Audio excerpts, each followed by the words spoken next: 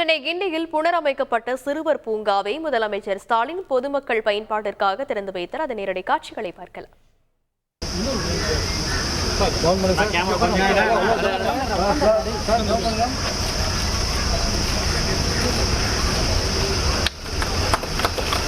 இந்த வாகனங்கள் நமது மாநிலத்தின் முன்னேற்றத்திற்கு மேலும் ஒரு முக்கிய பெருமையை உருவாக்கும்.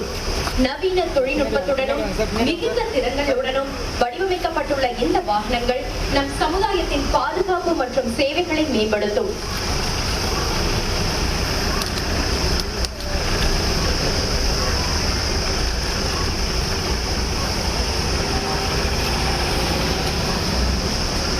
அனைத்து நிலங்களிலும் பயணிக்கக்கூடிய 9 சிறப்பு வகையான வாகனங்களை கொடியசைத்து துவக்கி வைத்த மாண்புமிகு தமிழ்நாடு முதலமைச்சர் அவர்களுக்கு நெஞ்சார்ந்த நன்றியை தெரிவித்துக் கொள்கிறோம்.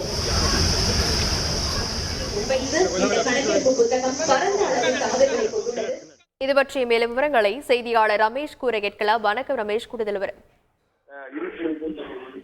வணக்கம். 30 கோடி ரூபாய் செலவில் புனரமைக்கப்பட்டிருக்கக்கூடிய சென்னை கிண்டி சிறுவர் பூங்காவை முதலமைச்சர் திரு மு க ஸ்டாலின் பொதுமக்கள் பயன்பாட்டிற்காக திறந்து வைக்கிறார்.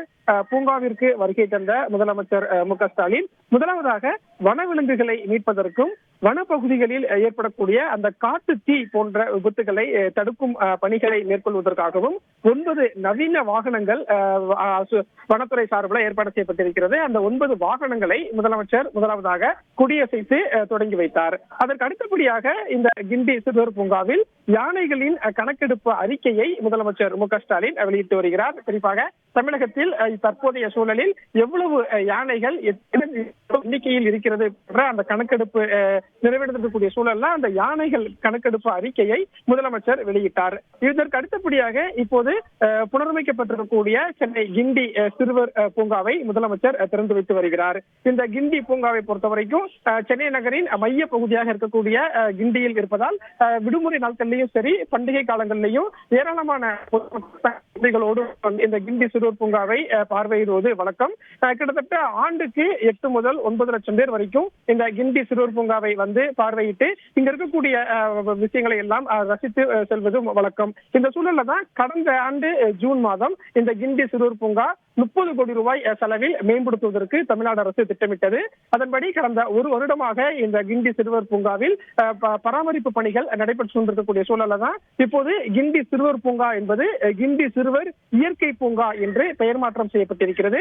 இந்த பூங்காவை தான் முதலமைச்சர் திரு மு க ஸ்டாலின் இன்று பொதுமக்கள் பயன்பாட்டிற்காக திறந்து வைத்திருக்கிறார். குறிப்பாக வன உயிரினங்களின் அமைவிடங்கள் இயற்கையாக காடுகளில் உள்ளது போன்ற இயற்கை வளம் சார்ந்த இந்த கிண்டி பூங்கா உருவாக்கப்பட்டிருக்கிறது.